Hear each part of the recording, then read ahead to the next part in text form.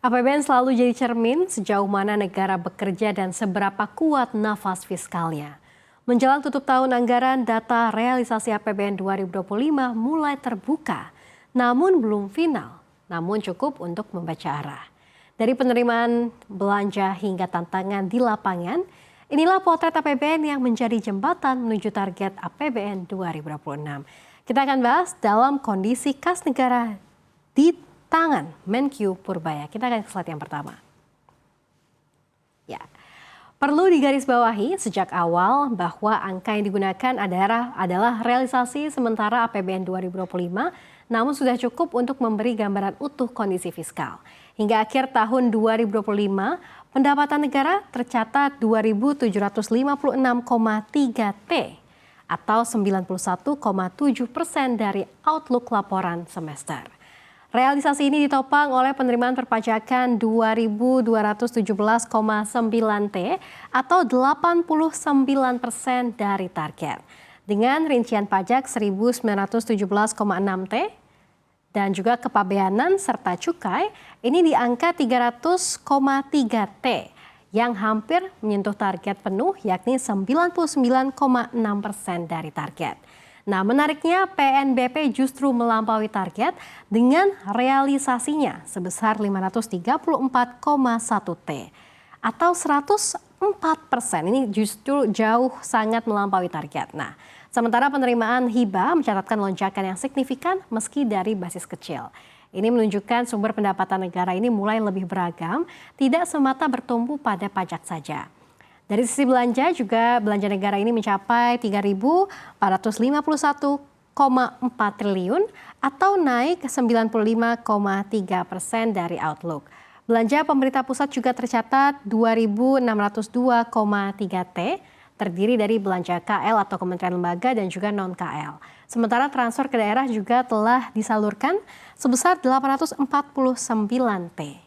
Dengan tata kelola yang dijaga dan belanja yang diarahkan ke program prioritas, defisit APBN 2025 tetap terkendali di level 2,92% dari PDB atau 695,1 triliun rupiah.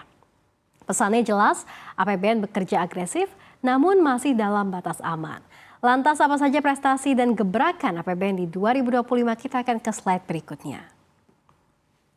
Ya, di tengah tekanan sejumlah gebrakan ini tercatat penting. Pertama, mulai dari Direktorat Jenderal Pajak yang aktif mengejar penunggak pajak maksudnya. Ini akhirnya penunggak pajak berhasil melakukan pembayaran sekitar 200 triliun rupiah. Dengan total setoran ini mencapai 131 triliun rupiah di akhir 2025. Ini bukan sekedar angka tapi juga sinyal penegakan kepatuhan. Nah, yang kedua dari sisi belanja, pemerintah pusat melakukan efisiensi. Penghematan belanja dicatat mencapai 100 triliun rupiah. Ini menunjukkan upaya menjaga kualitas belanja di tengah keterbatasan ruang fiskal. Yang ketiga, kinerja bea dan cukai juga menjadi penopang di mana setoran bea dan cukai ini pada Desember 2025 ini menembus 300 triliun rupiah, memberikan dorongan tambahan bagi pendapatan negara di akhir tahun. Kombinasi intensifikasi pajak dan juga belanja dan juga kuatnya bea cukai ini menjadi highlight APBN pada tahun 2025. Di sisi lain, meski secara agregat terkelola, APBN 2025 ini juga masih menyisakan pekerjaan rumah, khususnya di level implementasi.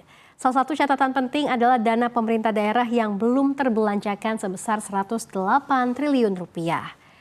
Menandakan eksekusi program di daerah belum sepenuhnya optimal. Dalam komponen transfer ke daerah hingga akhir 2025 masih terdapat sisa anggaran sebesar 70,87 triliun rupiah dari total pagu sebesar 919,87 triliun rupiah. Ini bukan sekedar angka teknis tapi juga menjadi sinyal perlu diperkuatnya sinkronisasi kebijakan pusat dan daerah agar belanja benar-benar menggerakkan ekonomi. Nah, di sisi lain, belanja subsidi juga masih menyisakan sebesar 263,3 triliun rupiah, mencerminkan dinamika pengelolaan harga dan perlindungan sosial yang harus terus dijaga akurat dan juga tepat sasaran. Sementara itu, dari sisi penerimaan, pajak 2025 ini mengalami shortfall yakni sekitar 271,7 triliun rupiah. Pemerintah menekankan bahwa hal ini dipengaruhi kondisi ekonomi dan juga harga komoditas.